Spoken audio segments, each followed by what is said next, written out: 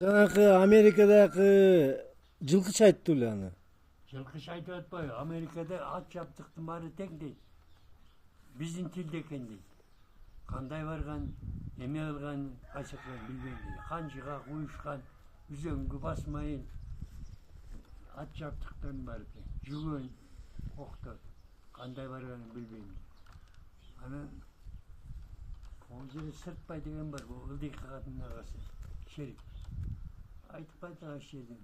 Америкага барып кетип барса Манас деп жазылыптыр. Ана сурап билбей калыптыр дейт. Ана бөгүнү быжырап атышат.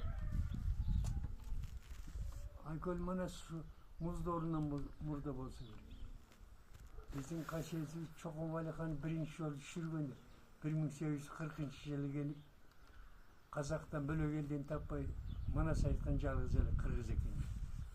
Биринчи кагазга түшүргөн Чокон Валихан. Чокон деген Токтосун алып берген китеп. Ошонун кайда болду экен? Ал жок жоголгон эч жагы эле. Эмнеге?